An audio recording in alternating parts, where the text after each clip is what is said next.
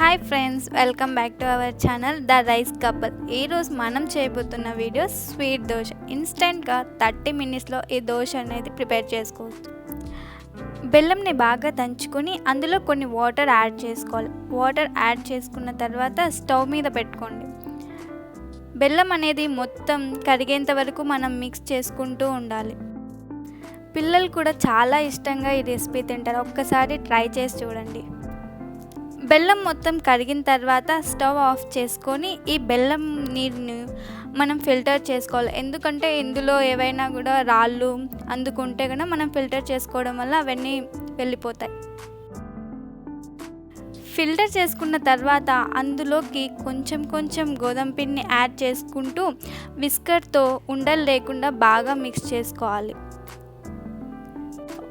ఒకవేళ బ్యాటర్ అనేది థిక్గా ఉంటే కొంచెం వాటర్ని యాడ్ చేసుకొని మిక్స్ చేసుకోండి. సో కన్సిస్టెన్సీ అనేది ఈక్వల్ అవుతుంది.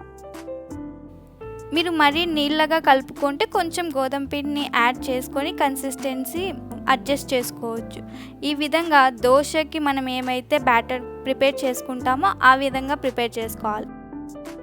దోశ బ్యాటర్ని తయారు చేసుకున్న తర్వాత అందులోకి కొంచెం సోలా పొడిని యాడ్ చేసుకొని ఒక 15 మినిట్స్ వరకు పక్కన పెట్టుకోండి. ఆ తర్వాత ఇక దోశ వేసుకోవచ్చు.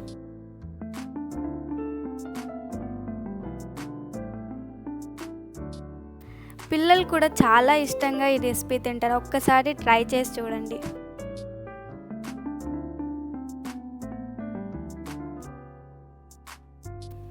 ఇన్స్టెంట్గా మనం 30 మినిట్స్లోనే దోశ వేసుకోవచ్చు. దోశ వేసిన తర్వాత దాన్ని ఫ్లిప్ చేసేటప్పుడు కొంచెం కేర్ఫుల్గా ఫ్లిప్ చేయండి. ఎందుకంటే ఇది కొంచెం సాఫ్ట్గా ఉంటుంది దోశ.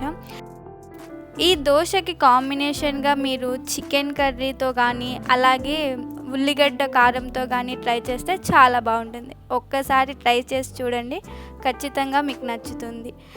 మీకు నచ్చినట్లయితే ఈ వీడియో మీ రిలేటివ్స్ కూడా షేర్ చేయండి. Thank you.